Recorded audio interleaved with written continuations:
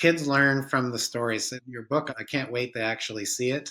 I know it's in the mail, but kids learn from the shared stories and also their stories.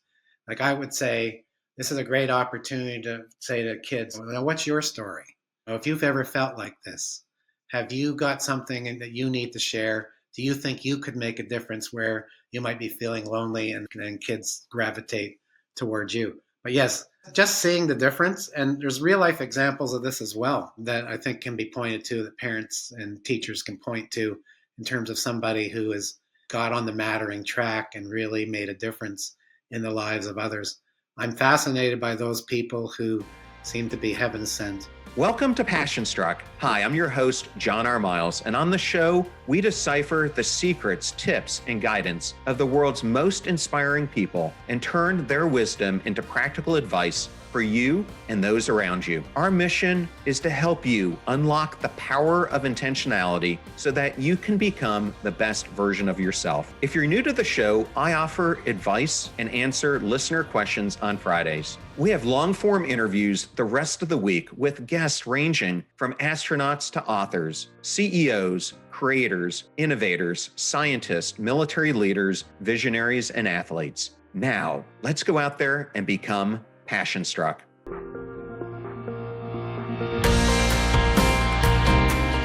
I am absolutely thrilled to welcome back my friend Gordon Flett to Passion Struck. Gord, how are you doing today? Oh, I'm doing fine. Fighting a bit of a cold, but doing my best. Since you were last on the show, which wasn't actually that long ago, a lot has actually changed around the topic of mattering. For you, what has evolved in your thinking? In terms of my approach to it, first of all, I'm just pleased to see the growth in the field, and this includes, other people's work. But I've been focusing more on the applications of this to helping people out in terms of mattering as the resource that they need to help them in terms of healing and getting over things. So there's that element of it in terms of the application, and just continuing to focus on concepts I've studied like antimatter, and which I'm sure we'll talk more about. But I just see more and more how this concept resonates with people, and the many ways that it can be put into action.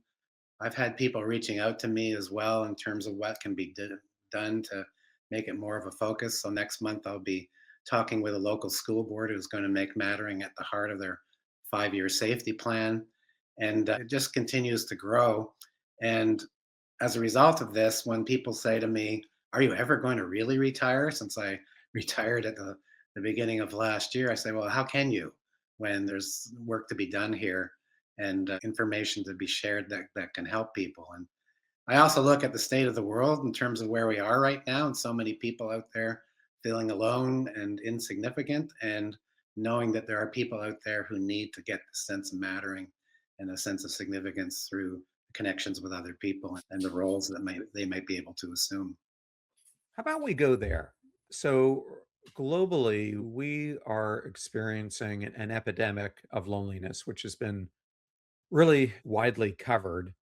I think what has not been covered as much is the youth mental health crisis Mhm. that's on the rise. Over the past 6 to 7 years, depression is up by 45%, anxiety is up by 61%. Here in the United States, nearly half of teenagers feel sad or hopeless all the time. Suicide rates are up for youth.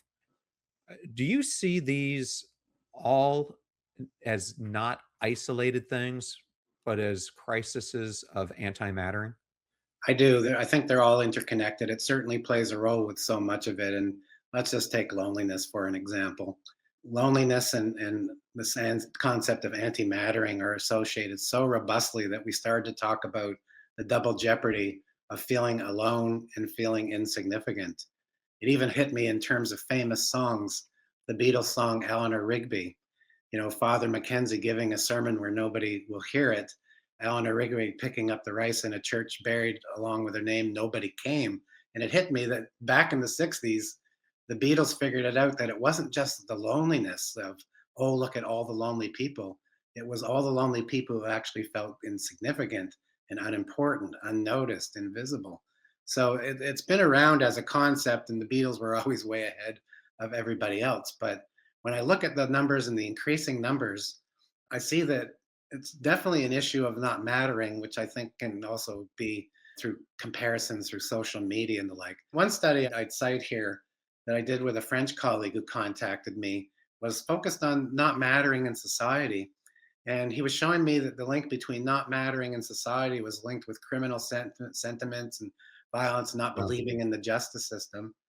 And then I said to him, but can you just tell me how many young people in your sample of around 400 French adolescents felt like they didn't matter in society?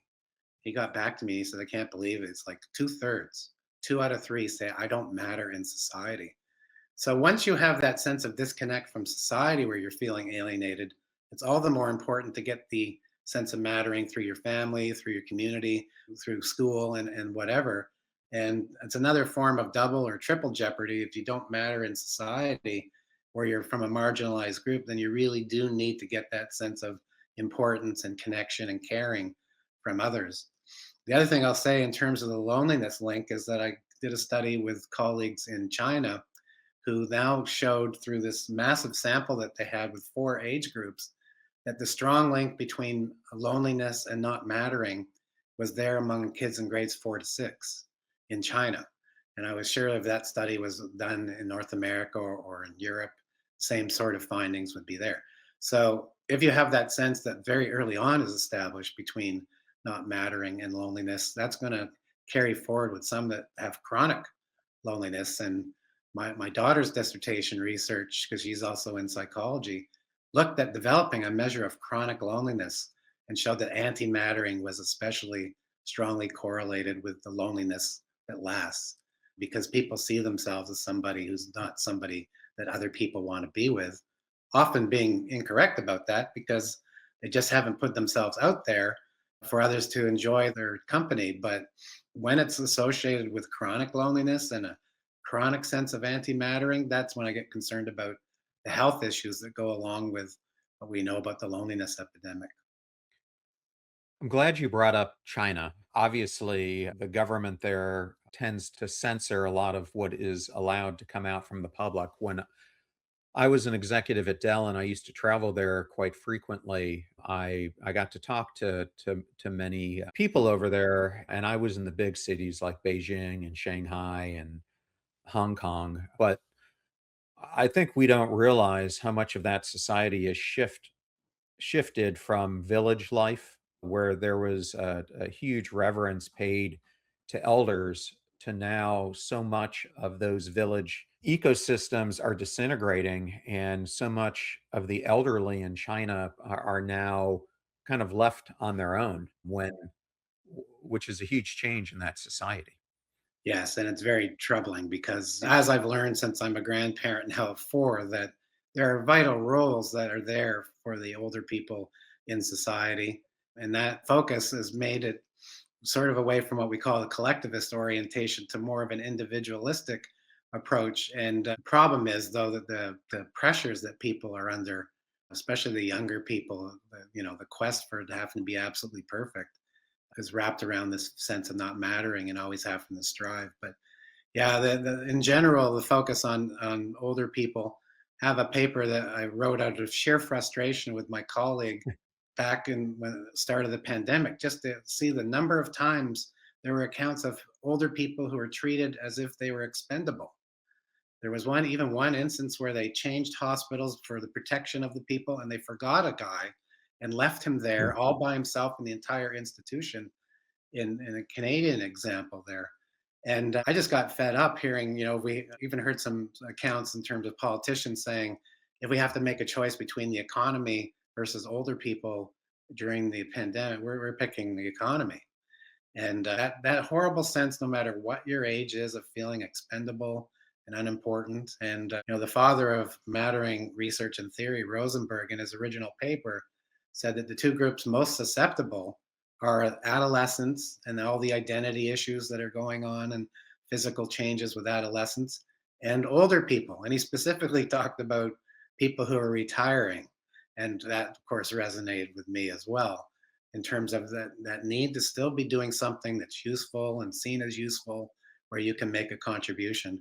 And invariably, when we look at the people who are heading towards 100, like my wife's uncle Derek almost made it to 100. He was 99 and three quarters. If he wasn't stubborn, he would have made it to 100 because he didn't accept help a lot of the time. Very self-reliant. But he became the man of the community, and this included throughout his 90s even, so that he felt so useful, even though he lived by himself in the same house he was born in all of his life. And I once asked him, I said, Derek, have you ever felt lonely? And like, because you live by yourself, and his brothers had passed, and he goes, cut me off. He says, not for a second. He goes, because I know right out that door, there's people down the street I can go drop in and they check in on me when they haven't seen me in a while. And it makes an incredible difference. And he told me a funny story. He says, he says, my vitality in the 90s, he goes, I'm a volunteer for Meals on Wheels. And he goes, I actually deliver to people who are younger than me because I'm doing better than them. I said, it had to be that sense of giving to others as a way of keeping your sense of connection and importance and usefulness that can blunt a lot of the health challenges that come along. Gord, I want to go back to what you said about your colleague in France and saying that two-thirds of the incarcerated said that they didn't feel like they mattered anywhere. Here in the States, the American Council of Immigration did this belonging barometer study, which I'm sure you're familiar with. And what was so enlightening to me is it showed that 64% of the people surveyed didn't feel like they belonged at work. Right. 67% didn't belong in their communities. But I think the thing that got me, it was like 17% of people felt they don't belong ever. Right. And I wanted to use this because these numbers are huge. You used the frame unbearable insignificance. Mhm. What does that feel like psychologically for someone? And I came up with this term after looking at some of the work, which showed that we had a link between antimattering and a measure that measures what's called psychache or psychological pain. This is when you're having the deep, dark thoughts and really hard on oneself. And again, there was this very robust correlation. But immediately I thought, what's going on from a person perspective? Because this person's carrying around a feeling of insignificance, and to say not mattering is not enough. So that's why I came up with the idea of unbearable insignificance, because in there would be the loneliness as well. And there's a version of loneliness called unbearable loneliness that has been studied, and not as much as it should have been. There's that sense of pain, that's a sense of isolation, where people are feeling so badly about themselves that they'll say, if I just stopped showing up in the world anywhere, nobody would even know that I was gone. And the sad part is about this, that often this is a perception of that people have that's not valid in terms of the people in their lives, but people don't know they're carrying around this hurt. That's why I say, it's great to just check in on people. And if somebody seems to be doing better than you think they should be, because life is difficult for everybody, and everybody has bad days and good days. And some people have a series of that.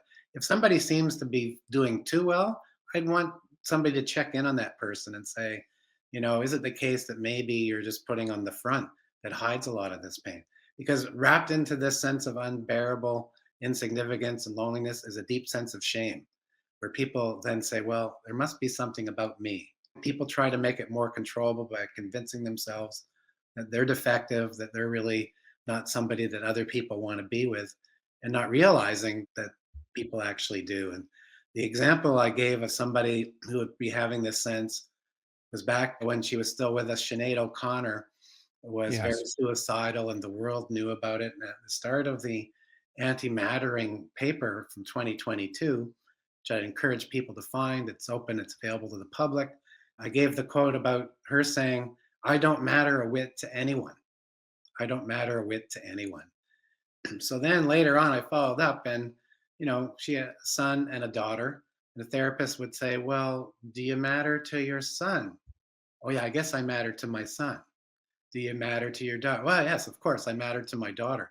So this is the thing about mattering, is it can be an appraisal that becomes very absolute, but it's not grounded in the actual ways that people feel about other people. And that's why it's good for people to express their care and appreciation of people so that they get those reminders. And some people need these reminders more than others. But, I'm sitting there going, there is a reason why the suicide program is built around the you matter concept, because ultimately you need that reminder that you matter to somebody or you matter to us to help blunt that and get away, make the sense of insignificance and not mattering a little more bearable, at least, and not in such an all or none way.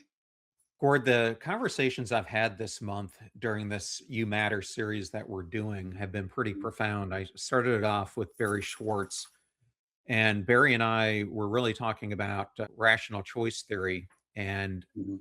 he is obviously not a fan of it, but he was saying that in many ways, rational choice theory was leading to anti-mattering because of the choiceology that we're using in society.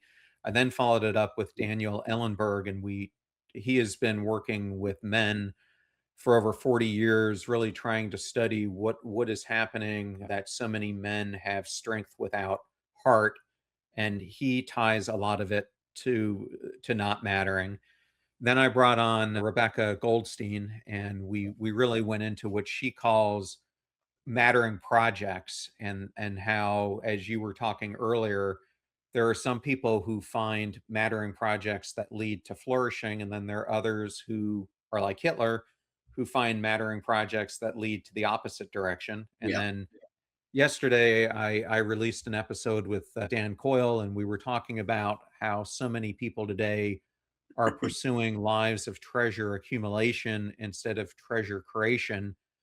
And then leading up to your episode, it went into Harry Reese and Sonia Lubomirsky, who were talking about how when mattering goes away in relationships, the impact that it has. And then I looked at the evolution in relationships with Paul Eastwick, Yeah. where if that evolutionary component goes away, what ends up happening in relationships. So all of this kind of builds up to this question. Why is feeling that you don't matter so uniquely painful compared to other forms of distress? I think it's because it goes right back to our early experiences where I have to back up a bit and say that mattering, one of the key elements of mattering is the feeling that you have other people's attention. And that's critical from a survival perspective early on, again, in terms of getting the attention of one's parents or caregivers for infants to be fed and get the nurturance that and the nourishing that they need. And I believe that there's a reward value that's set up for the attention and the importance of somebody showing you that they're paying attention to you. And I think that can be very hardwired for people, so that when they get older and they lose that sense, they know at some level that it's what provided them with a sense of comfort, allowed them to survive and to thrive in the early days. But now there's this sort of feeling of, well, something is missing here. And I see this, I said I have four grandchildren, and two of them are babies that were born 6 weeks apart, and the oldest is now like 10 months. And I just watch how they're amazingly responsive to the attention that parents give them, but they also have ways to signal and get the attention of the parents. And when somebody says, oh, people just think I need attention, well, we do need attention to some degree, and it's just hardwired. So I look at it in terms of, we know that we need this at some level. And we also, unfortunately, uh, again, here we come through social media, as we can see that there's other people who seem to have lives that are just great, and they're getting the attention and the sense of mattering that other people. A lot of these, of course, are crafted images of lives that don't actually exist, which has been discovered in some sad situations. So we have this circumstance where people are going, well, I don't feel it. I don't see it in my own life. But look at these people over here. It could even be a sibling, where there's a favorite child amongst it and everybody knows it, although nobody will acknowledge it. And you can say that you're not getting the attention even within your own family. But the reason why it hurts is because people, when you go back to what mattering is, it was used as a guide for self evaluation, reflected appraisal on the self. So ultimately, you can come up with the sense that you are just not somebody that is of interest or worth being pursued. And I always mention, in terms of past theorists, that Gregory Brown, who was a student of Morris Rosenberg, in his book, he talks about the abject feeling of feeling that you don't matter, because it's a sense of profound social rejection. And if you're not getting a sense of mattering through your relationships or through Yeah. organizations, you can feel profoundly rejected. And he talks about this in the concept of the work by Williams on being ostracized, where you feel that you're so far removed. And it's not just through lack of attention that people are actually keeping you at a distance. But of course, it's also the case that people who feel that way often keep themselves at a distance because they're expecting negative responses from others, when in fact they might be getting positive. But I just want to underscore again, though, that mattering is a subjective appraisal. And to Yeah. underscore that people can be so inaccurate in terms of this, one thing that we studied through our school board project was we asked the young people whether they felt they mattered, and about 35% of them either said, I don't matter, or I don't know if I matter. Then we asked parents, is it possible that your child feels like he, she doesn't matter? And only 8% of parents said that they felt like it could be that their child has a sense of not mattering. So I'm saying, well, there's about 1 out of 5 kids are walking around with a feeling of, I don't matter, yet their parents think they do matter. Whenever I mention this in an audience of parents, they're horrified looks, because now they're thinking, is this my kid? So what I tell them is, just make it so that they know they matter. Whether it's small things you do or big things, or just tell them, so that, and but the best is to just to show through little considerations. If somebody's been away, just say you were thinking about them, you miss them. There's so many different ways of doing it. My wife, back when I started and we were a single income family, often I would find a note for a road trip that she had left when she had packed my bag, because she's way better at it than I am, and Mhm. or in my lunch. And I know she did this with our daughters, and that, even just writing somebody a note, because we don't write notes to people anymore, and that can also show it. So if you're not sure whether somebody in your life has a feeling of mattering, you think they do, but you're not sure, just show them. And there's a multitude of ways you can do that. So since you brought up that 8% of parents, which to me is drastically low, I think they just probably don't want to admit that it's happening, but it could be maybe they don't realize the warning signs. Do you have some tips that you could give for a parent who might be listening? If Yeah. their child feels that they don't matter, how can they see it? First of all, it's going to be as a sign that they might feel they don't matter if they're just not engaging. They're locking the door a lot. They're not spending time. One thing I want to point out, though, is that the underestimates of parents also applies to mental health issues in general. It's well known through multiple studies that parents underestimate the despair and that kids, because they're so good at hiding behind a facade or throwing themselves into things like sports or friendships, but nobody ever really taps into how they're feeling inside. So the outside doesn't match the inside. I would just say, if, and again, if the child seems too unflappable, that to me is an indication. I'm particularly concerned about the perfectionistic young people who put on the perfect front. And then we hear a sad story where somebody says, nobody knew that this was a problem. We didn't know that he or she was feeling this way. But I say, just find ways to engage. And the best way is to find some group things where you can just spend time together. One of the best solid indicators of a sense of mattering, especially when there's been a breakup in the family, a single parent situation, is how much time the parent spends with the child in things where they seem to be enjoying each other's company. And that can give but also just asking questions in a way that will elicit a sense of what's going on for that child's feelings. So, just as an illustration of this, my wife has relatives in Hingham, Massachusetts, and almost all of them are retired teachers. My wife is a retired educator as well. So we were there visiting one day a while back, and Jane, who's a fabulous retired educator, has her grandchild coming in. And I watch as Jane sits the child down and says, "Hey, how'd your day go? Tell me one good thing about your day." And listens, and just listening to them talk and without interrupting, that deep sense of somebody's taking the time to ask me, but now they're listening to me is a key thing. And then she'll say, "Now tell me something that wasn't so great about your day," which is a way to get into whether there's bullying or exclusion or ostracism, or a teacher didn't respond the way that Jane would have if she was the teacher. And it just keeps a dialogue going where you can just show through your interest and that you're trying to understand what it's like to be that young person, sends an incredible message of not only trying to understand but also acceptance, and just finding ways to get more dialogue. If there's no conversation going on, odds are there's something that's sadly being hidden. Gord, you have written about the healing power and the core need of mattering. And when I've read your work, what really strikes me is that you're reframing mattering from a helpful psychological construct into something that's far more consequential, meaning Mhm. it's a foundational human need with profound healing potential. And I think that is the thing to highlight here. So I want to talk about this in children. Why Mhm. is mattering such a core developmental need for kids?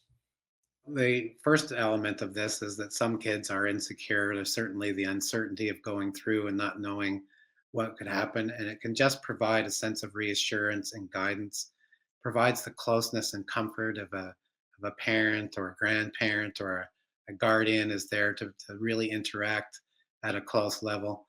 And I can give you an example of this. I'm not going to go big into storytelling, but I remember vividly, as most people do, because I was old enough for it to be around when it happened, the day that JFK was assassinated. I came home for lunch because I had both my grandmother who lived with us and my mother at home. And I came home for lunch and the TV is on. So I'm eating my lunch. I remember even it was tomato soup from Campbell's Tomato Soup. And on comes the story that there seems to be a problem in Dallas. And then eventually Walter Cronkite comes on with the news that shook the world.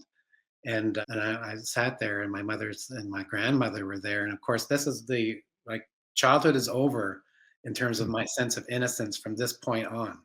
So my mother and grandmother said, "Well, you're not going back to school. You're going to stay here. We're just going to talk about this," because they wanted to try and Yeah. make me realize that I'm not have to worry personally, and just help through the confusion. And when somebody shows that sensitivity to you, especially at a young age, you don't forget it, in terms of knowing again that if something were to happen down the road, you could then go and seek these people out. And this is the key thing in terms of establishing these relationships.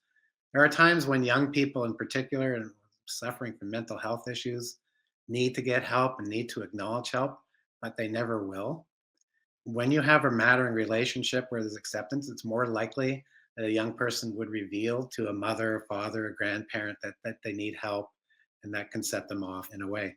I was even at a conference one time, unbelievable story, so I won't get into it, but I was invited to an anti terrorism conference for my work on perfectionism.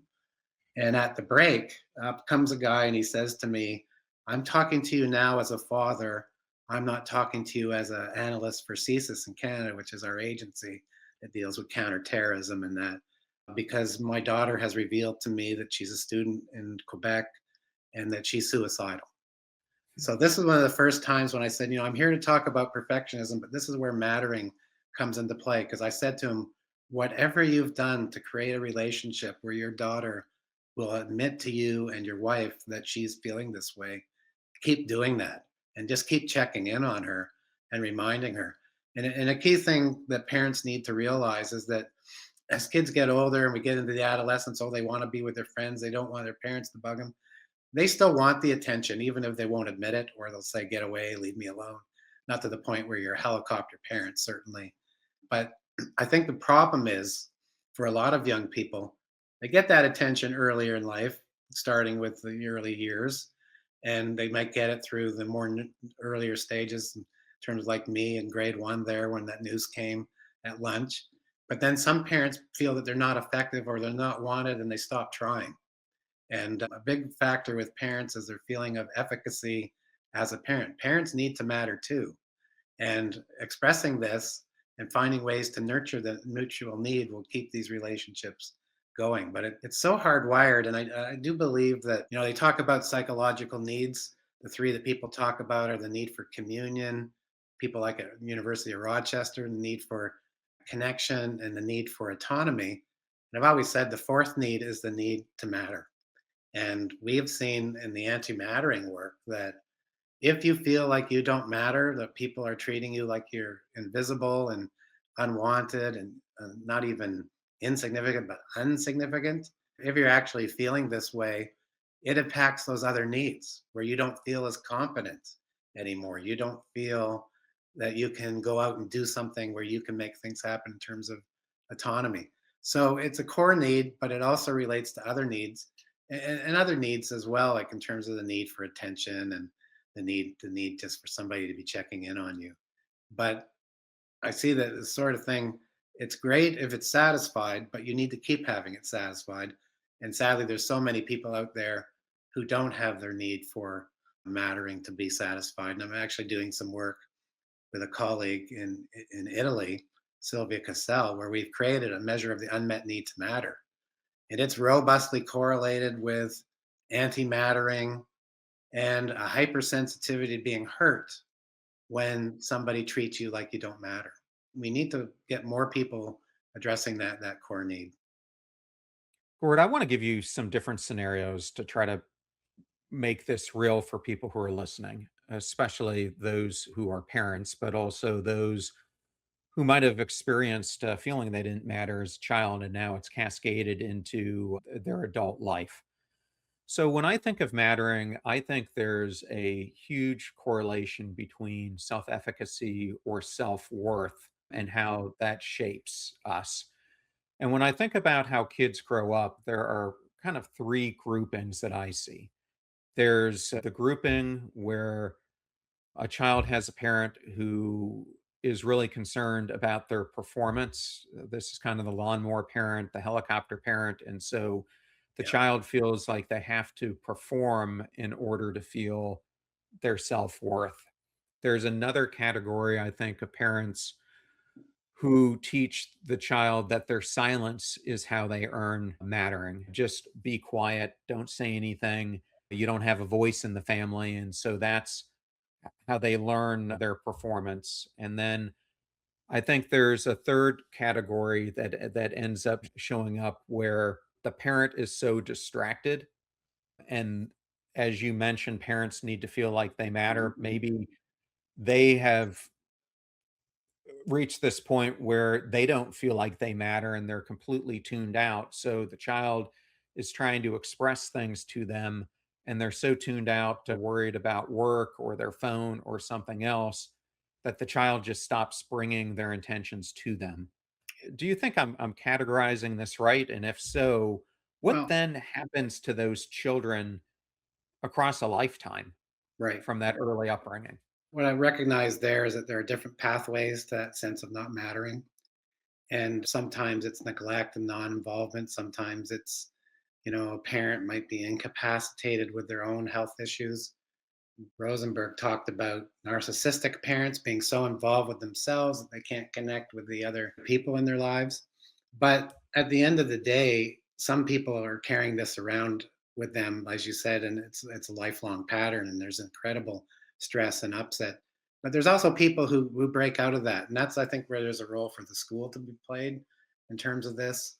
We had a great school where our daughters benefited, and we became involved as parents, and we're part of this the school council, so that what I tell schools, and I'll be giving a talk on Monday to a bunch of educators in Quebec. And I say the kid who comes to school not feeling a sense of mattering at home really needs to get that sense of mattering at school. And this is why educators they resonate with the concept of mattering, because there are those stories of the one caring adult who has changed a kid's life entirely by showing an interest and becoming the mentor to that child. There are those routes to get out of it, but sadly, there are those people who have got a sense of abandonment or lack of interest and then never snap out of it. But I still say that there's room for hope in situations like that where I've talked to people like that I say to them, you can generate your own sense of mattering through this focus on service, making a difference in other people's lives in a way that you don't rely on somebody treating you the right way. And then ideally, it'll become a reciprocal mattering relationship where you've made them feel like they matter and it feeds back into you. Or you can see the way that people get so animated when somebody's taking an interest in them and showing that they really care. But I've often asked myself, does anything make up for the sense of I had a parent who wasn't really interested in me? It's a pretty tough thing to overcome, but you can blunt it to some extent and learn to develop other relationships. And we've seen cases where people might not have the ideal nuclear family origins that they want, but they've met somebody who's changed their life and who becomes their partner. So, and this is the thing about mattering, is that I always say that it comes wrapped around the sense of hope. They're strongly related in terms of research, and people are very hopeful if they have a sense of mattering. Just wanted to say one thing about self-efficacy that you were mentioning. I was just reading last night some of the classic work by a researcher named Descharmes on the feelings of young people feeling like they're either a pawn, where they're being pushed around a board by other people with little significance, or they're actually having a sense of agency. And he contrasted people as pawns versus origins. And I was reading this and I was thinking, if you're a child who has a sense of mattering, you are going to fall into that origin category where people have said, we believe you can find the ways to address things, you can overcome things. We have a faith in you that you might not even have in yourself. And I think that this is where a lot of the positive benefits of mattering come from, this sense of, I'm an origin, I make things happen, and not to the point it becomes narcissistic. That's where, healthy respect for others and asking about others and how they're doing gives that sense of otherness. And I thought, it's too bad that the Charm's not around these days to talk about this concept and how they would be connected. But origins and school situations, they did better, they're more engaged, less likely to get into trouble in terms of, violent behavior or truancy. And consistently, you see with mattering, including research with young children, that not only is there a sense of hope, there's a very strong sense of agency that I can make things happen, which is why it's a key factor in terms of promoting resilience and also adaptability, which we've shown in some of our work. And I want to go back to something you brought up earlier, Gord. You didn't mention his name when you brought it up, but in your work, you reference Yuri Brofenbrenner's idea, and you phrased it differently, but it's basically every child needs someone who's crazy about them. Yes. And you've kind of talked about what happens psychologically to children who don't experience this. But if policymakers truly understood this principle, how might schools, communities, or mental health systems look different? I have to say about Yuri Bronfenbrenner, a hero of mine, and I actually had a very close brush with him because I was at a conference in Washington and I was speaking with my wife. I said, wait a minute, I hear a voice behind me. I know who that voice is. And I want to point out he was often in Washington because he was going in front of the policymakers in terms of advocacy and the main message there of somebody needs to be crazy about the kid. So what this would look like in terms of societal change, just as one example, I've made the case and gone on radio in Canada saying, why don't we just have an hour a week in the schools? Forget about the curriculum and let's just focus on promoting the well-being of these young people and their teachers and everybody else in the school in a way that will also intrigue many of them to pursue a career probably in psychology or counseling. And I've seen schools that have done this, and unfortunately, it's not documented where people can find it. But just one example, we had this resilience project with 6 schools, and I oversaw the research, and I actually looked at every single data point for every kid in that study. And I got to the point where I'm saying, okay, did our resilience intervention work in terms of the experimental ones that received the intervention versus the control group? And I immediately looked and realized it had failed horribly because there was one school of the control schools that had kids with astronomically high resilience scores and well-being scores. So I went to the school board people I was working with and I said, what's going on with that one school? And they said, oh yeah, they're one of our best schools. On Mondays, they have mental health Mondays school-wide. And on Fridays, they have physical fitness Fridays school-wide. And I said, why did you pick them as a control group? Because my advice now is do what they're doing. Because the message that comes on Monday, every Monday and every Friday, is that we care about you to the point we're taking school time and we're making this a focus. It doesn't have to take great resources, doesn't have to take cash outlays. It just means it needs to be a focus where the message is sent, hey, we care about you here, so that these are kids who want to get to school and stay engaged as opposed to staying home and dropping off the radar. And this school did it. And I've seen another project. Unfortunately, it didn't go to fruition because the key people at another school board retired. But I asked them, in all the schools you have with all the data, because I got them to ask Mattering, can you find me schools that are doing way better in terms of kids feeling like they matter versus ones who don't? And they said, yes, here it is. And it wasn't correlated with size of school or well-being, but there was something going on. I said the next step is we go back and we see what's going on in those schools, starting with the leadership, that it prioritizes the human relationship side, which then feeds into resilience and adaptability. The one school board I worked with, by the way, much of their interest initially was because they were having kids with behavioral problems, including things that are not something you want from a lawful perspective. And I said, but what you find when you focus on mattering is that you'll address those behavioral problems.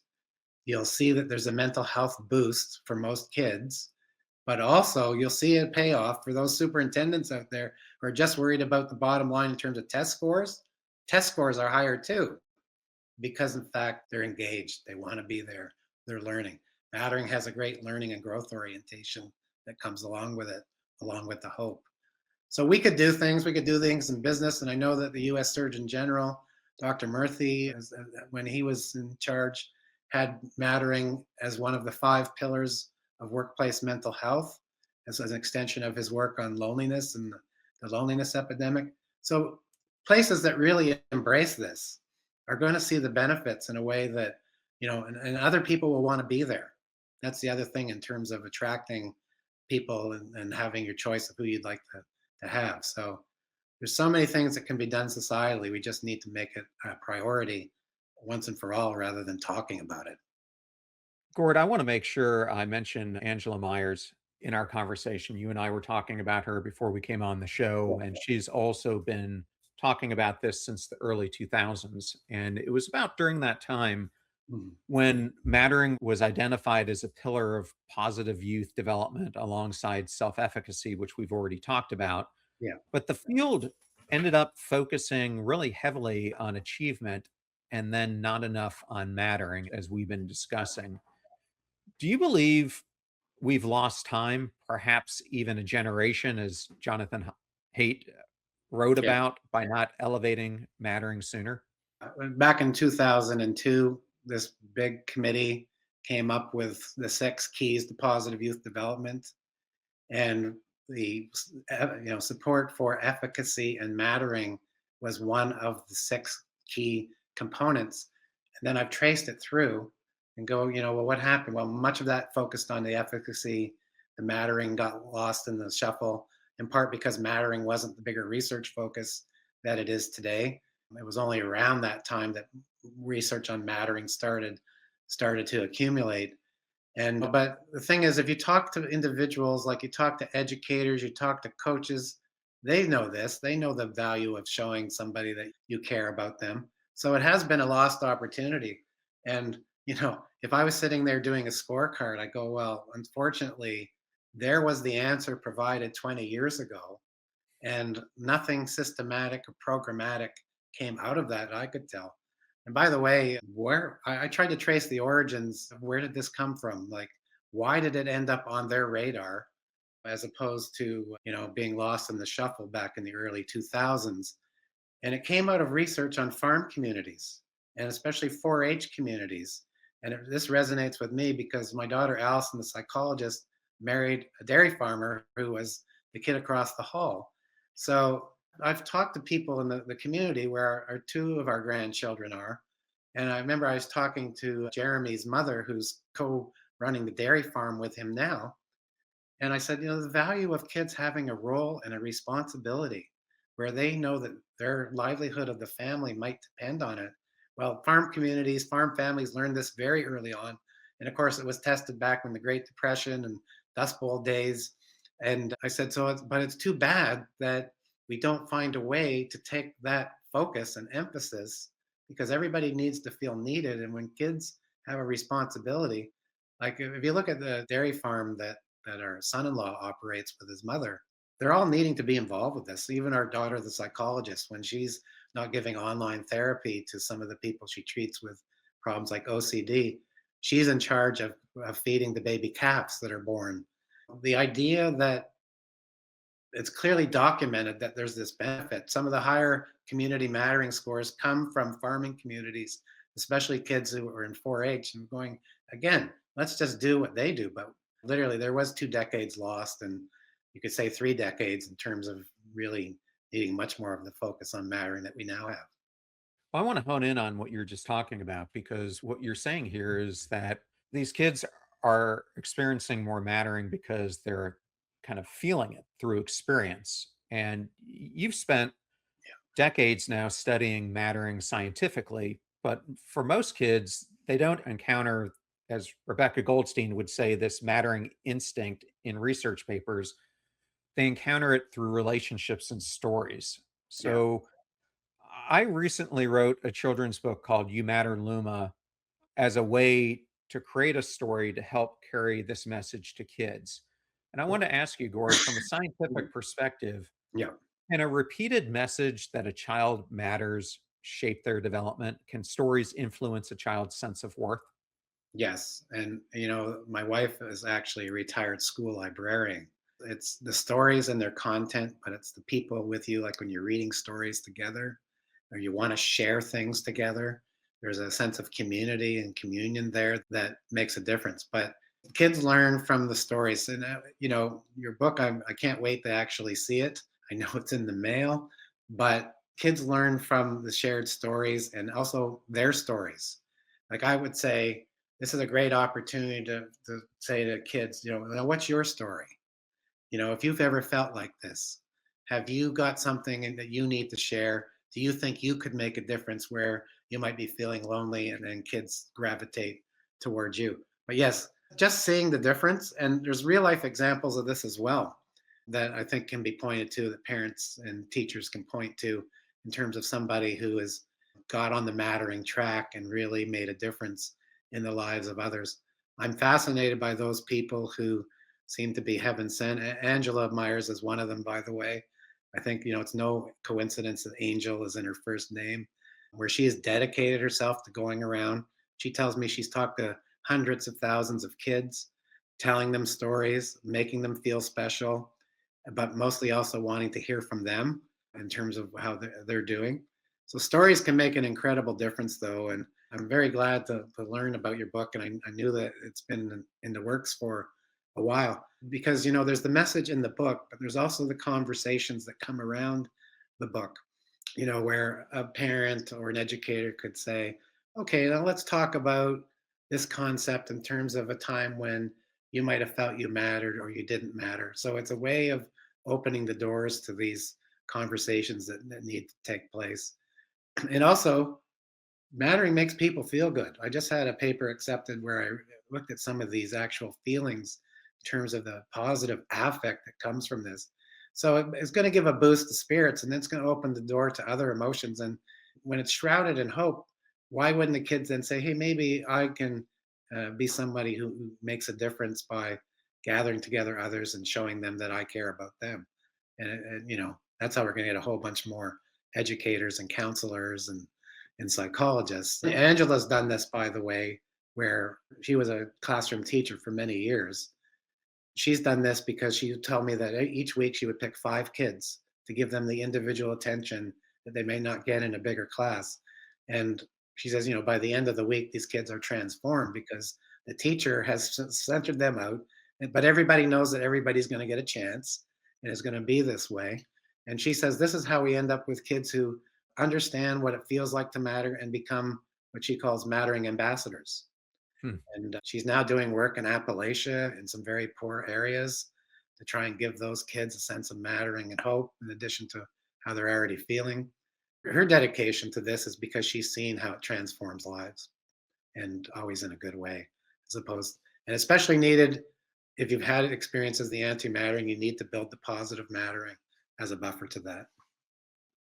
The work she's doing is exactly where it begins, in the ones and zeros that you start influencing. And because you never understand how far a ripple by changing one of those Yeah, lives can change the trajectory for the future. And yeah. one of the other ulterior motives I had with the book is I think parents are spending less and less time with their kids in full presence. So my thought process was, if you give them a book about mattering, and it takes about 15 to Mhm. 20 minutes to properly go through this, and they do it repeatedly, you're helping the parent also see the 5-year-old in themselves, but you're giving them undivided attention with Yeah, the child on this topic, reinforcing again and again, yeah. you matter, and changing the conversation that they're having with the kid, because it opens up the opportunity to ask them more in-depth Mhm. questions, which Yeah. I'm hoping will create more of a ripple effect. Do you think there's I some do believe. science that backs that? Well, we always talk about the contagion of things that aren't so good, but I do believe that once you experience it and you know the concept, I've seen this with adults too. Once you have this lens on the world about valuing people, you interact differently with people. You see things that other people might not see. I was talking to a principal, now superintendent, who had a situation with a teacher who had to be suspended for, I don't know what happened there. But when he came back, because he knew about mattering, the principal is looking and he sees this guy who's ashamed of himself for whatever happened. I don't know. And he's sitting in the lunchroom with all these other teachers off by himself. And he said, knowing what I knew about mattering, I couldn't leave that guy sitting there by himself. I needed to know that he was forgiven. He did his time for whatever was the problem, and that I was welcoming him back. And this principal told me he then got promoted. And he said that when he went and told this fellow who he'd now built this connection with him, sort of built him back up, he says, rare, but the other teacher, he started to cry because he was now losing the guy that had seen him when everybody else was off to the side. So, I do believe it can create this. And for kids, once kids learn about mattering, I know the New York Times article from about 2 years ago now had a write in segment, and kids were saying in there, now that I know about this, I'm going to do something about it. Mhm. But the part about the connection with the parents, too, like undivided time where there's no looking at the phone and social media, where the kid is the focus. And I came up with this through fluke, that our daughter Allison, who's now the psychologist, whenever she would go to bed, she'd have trouble going to sleep. So I invented something called boy stories, where I would start telling her sometimes truthful, sometimes fabricated stories about me growing up, starting with the time my friend and I went to local golf course to get golf balls in the water in the deep dark night. And we built this bond because even when she got older and she'd be past the age of wanting to have this, she said, "Tell me a boy story." I said, "Well, you've heard all of them. Make up a new one." And one of the things I did with both of our daughters, because I never felt that I got enough time with them, and with it summer and not teaching a summer course in August, is at the end of the summer we would have park day, where I said, we're going to start as early as we can get out of the house, and we're going to go to every single park we can go to until you tell me you've had enough. And that was something we always looked forward to, because they knew that it was going to just be me and them having fun, occasional treats, and undivided attention, was as a reminder that I'm going to be there. And that built a bond. And I just want to say, for parents who think that the older kids don't need this, well, they do. I'll just briefly tell a story that when our first daughter, who's been dealing with juvenile diabetes since the age of 8, was going off to university, she was going to Ottawa, to Carleton, whereas we live in Mississauga in the greater Toronto area. And on the way there, I said to Haley, as we're driving her there, and it's very hard, as parents know, when you're leaving the child university for the first time, starting to get that empty nest. I said to her, in 2 weeks, I said, I studied homesickness too. In a couple of weeks, if you need to come home, I will come and get you. And I said, because you need to know your home is still here and we're still here for you as a secure base. And she said, "Oh, I won't need it, Dad. I won't need it. I'm a tough university student." But it was clear when it was time for us to leave and leave her by herself in Ottawa, she didn't want us to go.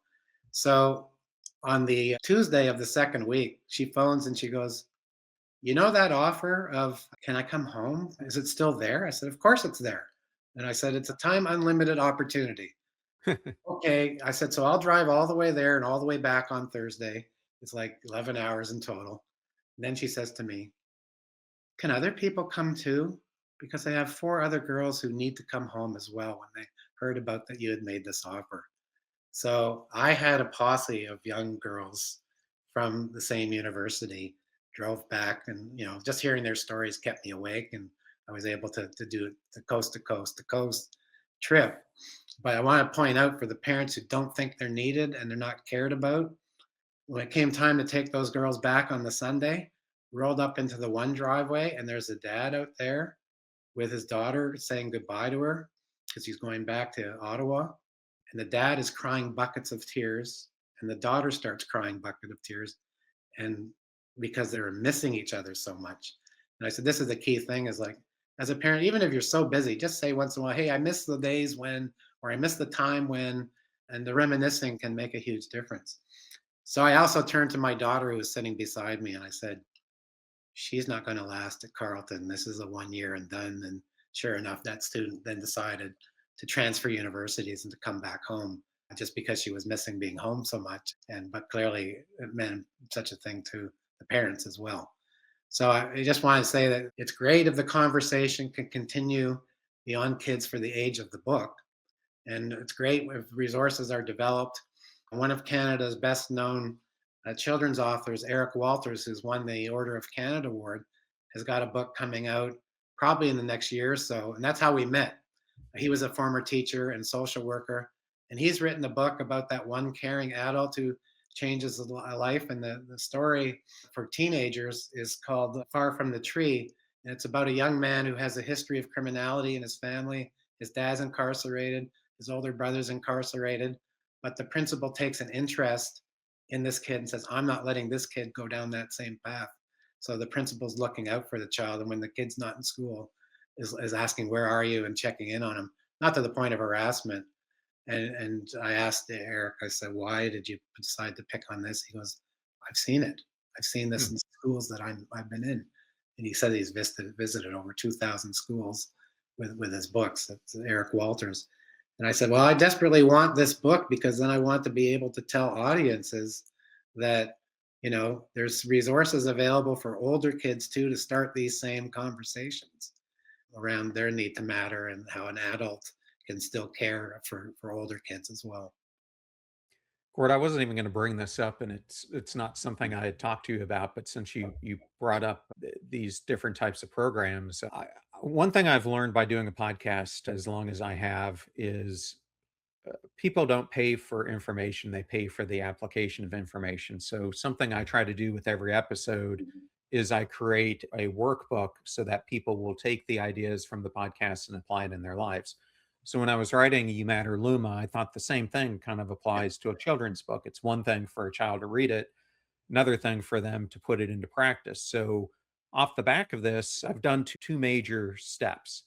The first is I learned about this school in Grand Juncture, Colorado, that needed money so that they could create a new environment in their playgrounds for kids. So they started this kindness challenge. And before they knew it, they had 2,000 acts of kindness done in this small school of 300 kids. And it kind of gave me this idea to create this application that we're launching at the same time the book is coming out called Pass the Ripple. And the idea here is for kids to read the book and then to start implementing ripples of kindness, which what we're creating in the tool is they Great. can see this grow on a map and how far their ripple goes throughout the world. But we are also creating a segment for teachers and educators that's going to be a year-long toolkit so that they can take this ripple idea, embed it into either after-school programs, school programs to keep this going at the end of the year. We'll create a book for each child that shows how they have become a hero in their own life to the world around them. And then I partnered with a division of Kaplan called AB Studios, Mhm. and we're actually creating a 6-course interactive ecosystem where it's like a Pixar-like environment where the kids can go through these different courses. And then for the educators, we're giving them school tools that they can use that supplement the coursework. So it becomes Yeah. a whole program to embed this into more children's lives. So I know I hadn't told you about it, but Yeah. I'm really excited about Well, these it's extensions. great, and I'm glad you did because it satisfies my need to see things happen that can really keep these ideas going. And kids, when they're doing that, when they're their acts of kindness, they'll remember how they felt in terms of that, and how they will want to get that feeling. I'm sure what you'll be doing through that is you're going to be creating a whole legion of kids who say, "I want to do something public service wise," or at least if they're going to get locked into the world of achievement and all the pressures there, they'll still have a sense of balance in terms of needing that connection with other people and a sense of what's right and wrong in terms of how you treat other people. And one of the things that's related to that is, we hear this people talk about how, we have more similarities than we have differences. This will also show the similarities that people have in terms of the common needs and interests and everybody needing to have this kind of experience. But it's critical, especially instead of waiting for something to happen, to make things happen, like you're doing there, both for the students and the teachers, in ways that can grow. And I'm sure like there will be kids who decide their career path as a result of this kind of experience and how it makes them feel. And, I know a famous researcher, Robert J. Sternberg, who studied different types of intelligence.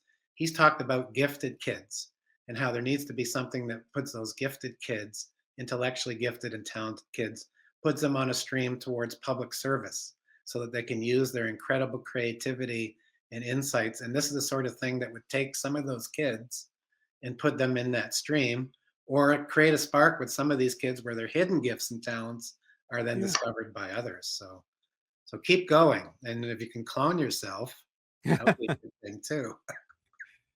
Gord, my final question for you is, after a lifetime of studying this, Yeah. if a child or an adult out there is listening right now who might feel unseen, what would you want them to hear? I would want them to hear the part about how they can be seen by engaging in things for public service, just or checking in on somebody where you don't have to wait. You can see it. And there are cases when I talk about the healing power mattering. I couldn't put everything into the article that's coming out in the next month or so. But there are cases of people who feel like they don't matter. They're depressed. They may have other forms of mental health challenges, and what happened is they got some role, maybe in a treatment facility or in a community.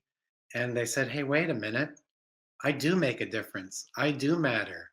I do have some way of being an origin rather than a pawn. And it's transformed lives. And I can find, if I was going on a search, I can find at least 30 stories in published journal articles and chapters where somebody took on a role like that and it changed their life as well as the lives that they encountered along the way. And I also acknowledge I don't want to minimize people's pain. I don't want to minimize the pain. And people go, well, I don't have much opportunity to matter, is a concern that some people tell me. And my wife has said this to me. What about the people who feel like there's no open door for them?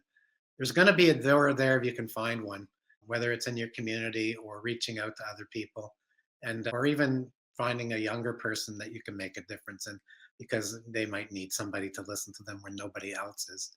And my wife was a school librarian, and she had told me after she got 1 year as a school librarian, it was her goal, and then she retired. And started about halfway through the year that there were 5 young girls who came, and instead of going out for recess or for lunch, they would come to the library just to talk to her. And I said, you know, what difference are you making in their lives? Because they're there for a reason. You're providing them with something that they are not getting enough of. And you're, being a role model. I said, that'll probably be one of the hardest things about retiring is not having that daily interaction with those girls in this case. But there's so many different ways. If somebody, I think at the end of the day, the best advice I would tell somebody who feels they don't matter to others, regardless of that, you still need to matter to yourself. That you're not going to let other people rule your emotions. You're not going to have other people make you feel a certain way. That you're going to say, I have a role to play. I have a valuable role. And famous people who become legendary have already known about this. Fred Rogers, who started his work in Canada, by the way, before he went to Pittsburgh, said his number one goal was to let every kid know they matter because they all do matter. And I know that's the case with Oprah and others. It's like everybody has a need to matter. But at the end of the day, don't let others rule your emotion. Find a way that you matter to yourself. So you'll go get help if you need it, or you'll go to the appointment that you're supposed to go to so that you're valuing yourself so that you'll be around longer and then can make a difference in other people's lives. Gord, I love what you just said because it's exactly why I wrote You Matter Luma, because every child needs to hear those words, you matter, before the world teaches them otherwise. Yeah, yeah. And one last plug for Angela. She told me one day, she goes, I'm kind of the person who came up with the you matter phrase from her TED talk like 15 years ago. And then it got embraced in terms of prevention efforts. But, wouldn't everybody be doing so much better if everybody did have a sincere and unconditional, deep sense of mattering? You want to talk about world change? That's the route to go. Gord, always such an honor to get to talk to you, and thank you so much for coming back on Passion Struck, and love the new work that you have coming out, and such a powerful article that'll be coming out in the next month. Well, thank you so much. I love to have these conversations, and it's like kindred spirits, which of course comes from the great Canadian Anne of Green Gables story, which is really about mattering when you think about it. I say to parents, read Anne of Green Gables with your kids because Anne comes as an orphan, gets adopted by the people who finally see her and care about her, and then she forgoes her teaching career because Marilla needs her. Spoiler alert, after Matthew dies. And I realized at one point that's why that story resonates with people so much. The sense of being lost, being taken in by people who care, and then sticking around to make a difference in their lives. Everybody has the potential. What a way to close. Thank you again, Gord. Well, thank you.